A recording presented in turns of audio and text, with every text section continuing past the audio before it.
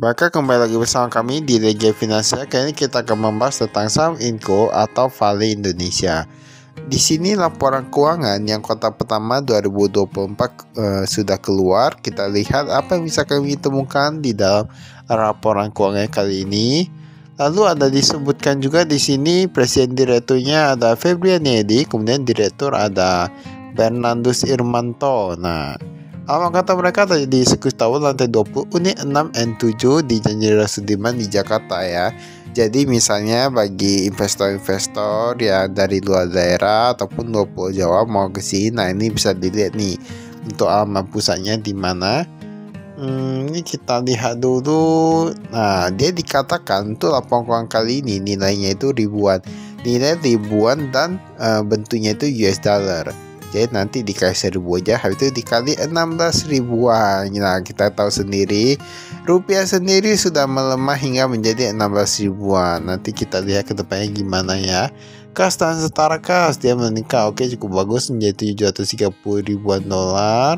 Kemudian untuk total asetnya ini dari 2,9 miliar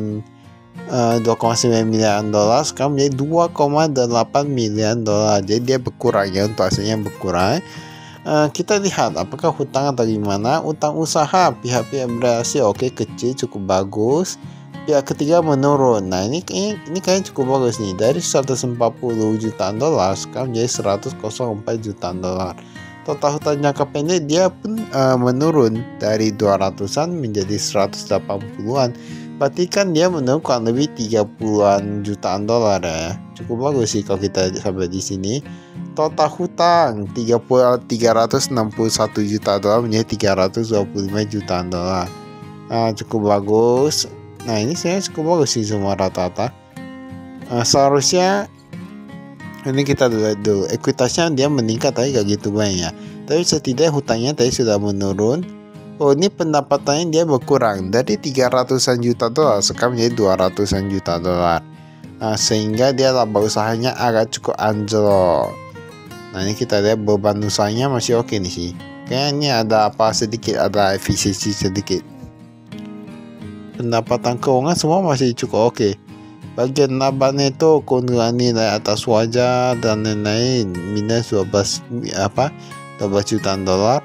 Jadi labanya itu dari 168 juta dolar anjlok menjadi 6 juta dolar. Itu mengapa ya? Nah, jika dilihat dari sini sebenarnya nggak ada yang gitu berpengaruh sih. Baik, semua masih normal-normal saja kecuali yang memang penjualannya turun. Berarti ini pure dari salesnya ya. Dari salesnya, dan ini apa keuangannya kayak agak terbalik nih. Nah, biasanya dari dulu sampai sekarang kami lihat laporan keuangan dia apa ya? Gimana ya? Masih ke horizontal semua, vertikal semua. Ini entah kenapa dia ada sedikit terbalik, ibarat dari vertikal ke horizontal. Nah ini yang perlu kita pahami, entah karena salah penyusunan atau gimana ya. Cuma sedikit catatan saja. Ini ada penerimaan kas dari pelanggan dari 300-an juta dolar menjadi 200 juta dolar. Oke, cukup oke, agak wajar ya karena penjualan berkurang. Pembayaran kas kepada pemasok masih sama-sama saja. Jadi labanya itu berarti dia memang pure kayak gitu ya. Dia memang karena penjualannya turun. Karena kalau kita lihat dari pengurangan beban pokok dan lain, gak ada peningkatan persediaan. Yang persediaan oke lah, saya gak gitu banyak kali sih. Di sini ada disebutkan untuk presiden komisarisnya pun sudah berubah dari Destiny Naido ke menjadi Emily Olson. Nah menjadi Emily Olson ya, ini bahkan ada beberapa perubahan. Ini ada disebutkan bintang 1 komisaris independen, bintang 2 direktur yang bertanggung jawab membawahi bidang akuntansi dan keuangan, accounting and finance ya. Ini oke, kayak gitu berubah persentase kepemilikannya.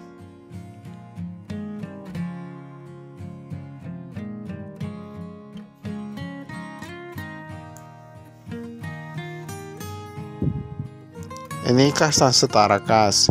Kas di bank, oke, semua nilainya bertambah sih, cukup bagus. Tapi walaupun begitu lah banyak anjlok ya, tahu-tahu sendiri. Semoga saja nanti kuartal kedua, ketiga hingga laporan tahunan 2024 labanya bisa meningkat, karena sebenarnya gak ada yang rugi sih kalau sebuah perusahaan menjadi bagus. Kalau sebuah perusahaan menjadi bagus, otomatis kan dia bakal meningkat, dividen meningkat, investor makin cuan, dan pasar saham bisa makin bagus ya ke depannya. Saya semuanya itu saling berkesinambungan. Deposito berjangka dalam mata uang dolar US dollar. Di sini ada ANZ Bank. Nah, ini ada piutang usaha juga. Pihak-pihak berelasi 86 juta dolar dari 101 juta dolar. Kayak gitu apa sih? Tapi ini gak disebutkan secara rinci ya. Biasa kan ada disebutkan dia berapa lama gitu, dia ada macet atau enggak, misalnya tagihannya sampai 5 bulan, 6 bulan atau gimana. Ini gak ada disebutkan, ini gak ada rinciannya. Persediaan jika dia di sini ini berkurang juga ya untuk yang nikel bertambah. Bahan baku, bahan pembantu yang berkurang, tapi nikel bertambah dari 48 juta dolar sekarang menjadi 52 juta dolar. Seharusnya itu dikarenakan termasuk dari penjualannya yang anjlok, sehingga persediaan gak gitu berkurang, bahkan jadi bertambah ya. Nah, ini saldo akhir, wah ini minus. Investasi pada entitas asosiasi dan lain-lain.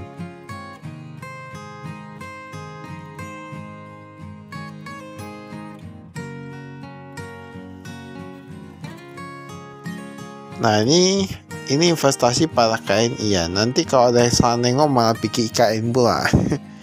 Ini KNI ini entitas asosiasi dari Vale Indonesia nih ya. Ini aset tetapnya bisa dilihat di sini.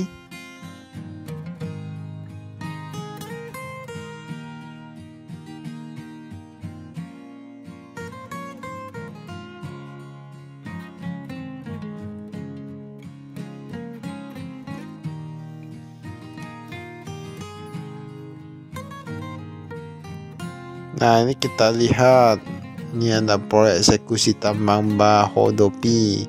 Jadi memang ada beberapa proyek yang sedang mereka kembangkan, selesaikan persiapan proyek Formala Bahodopi. Nah, ini fasilitas tauran debu yang kemarin ya.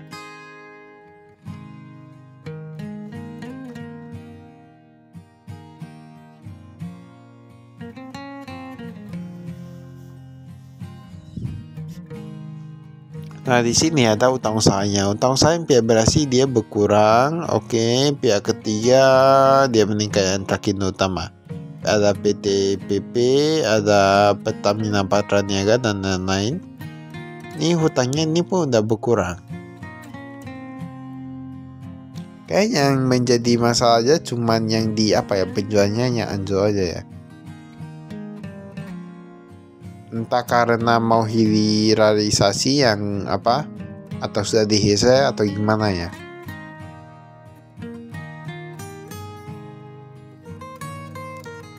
Nah, ini ada tingkat diskonto, tingkat kenaikan gaji di masa depan 6%-an.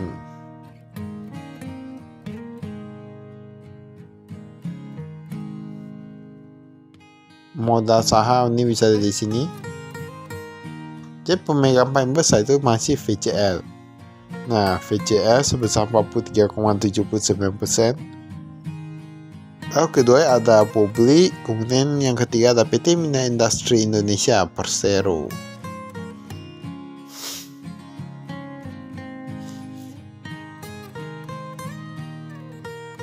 Nah, ini bahan pokok pendapatannya nih.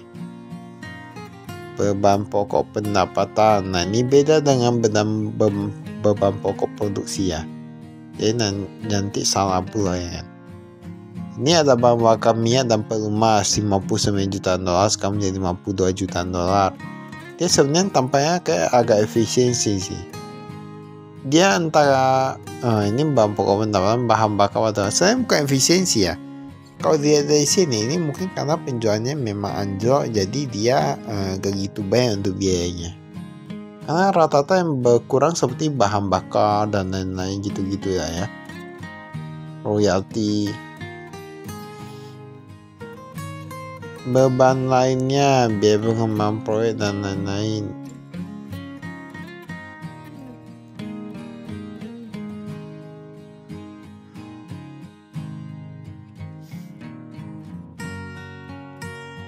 Ini kita skip.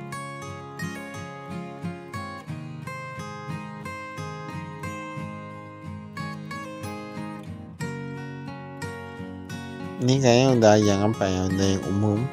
Yang tadi yang di awal.